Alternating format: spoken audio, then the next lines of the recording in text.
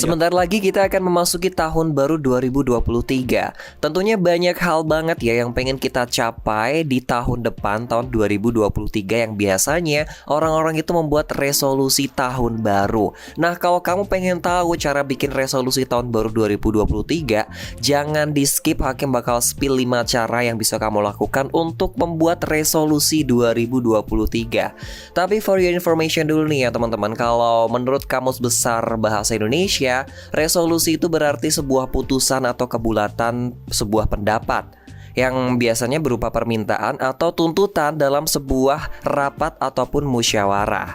Resolusi juga bisa diartikan sebagai pernyataan tertulis, yang kemudian pernyataan tertulis itu berisi tuntutan tentang suatu hal. Nah, menyusun resolusi dalam 1 tahun itu bisa disesuaikan dengan kemampuan kita masing-masing. Jadi nggak perlu kamu ngerasa rendah diri atau kamu ngerasa minder dengan resolusi yang kamu punya, karena berbeda dengan teman-teman kamu.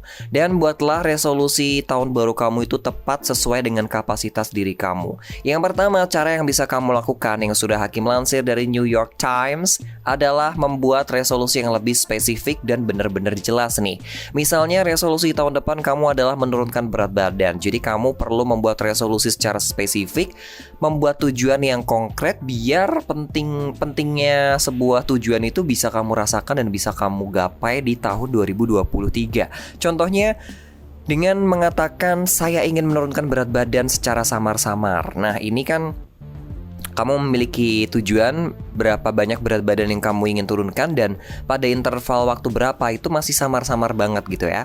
Nah, kalau kamu pengen punya resolusi yang tercapai, ini kuncinya spesifik. Atau misalnya kamu tahun depan ingin menikah di bulan apa dan tanggal berapa gitu ya, misalnya seperti itu. Atau pengen beli A, B, C, D, E di bulan ini, tanggal ini, dan lain sebagainya. Yang berikutnya adalah terukur. Jadi resolusi juga harus terukur, bukan dengan penggaris ya.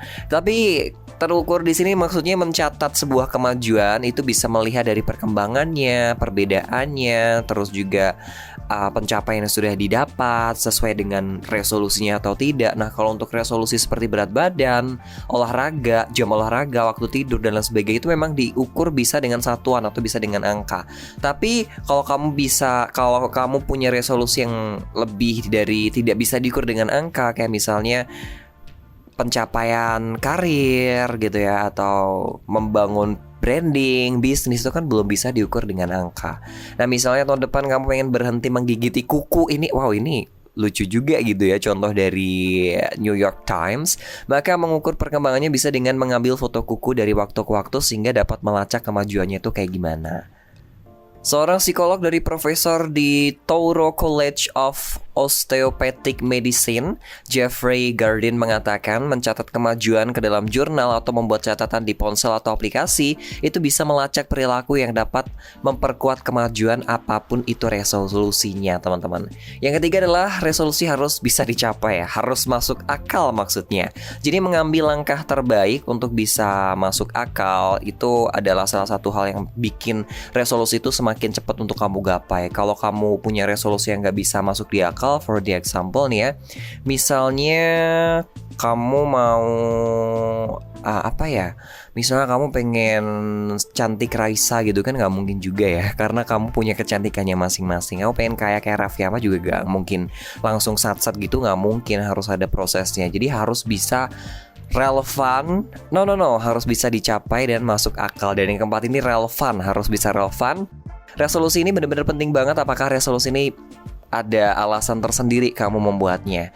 Kalau kamu membuat resolusi karena merasa membenci diri sendiri atau penyesalan atau hasrat yang kuat pada suatu hal, maka biasanya resolusi ini tidak akan bertahan lama.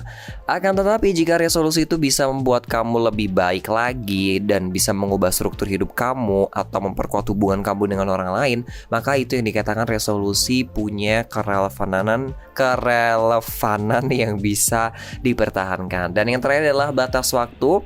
Berpikir realistis juga diperlukan ketika menentukan batas waktu untuk mencapai sebuah resolusi nih teman-teman.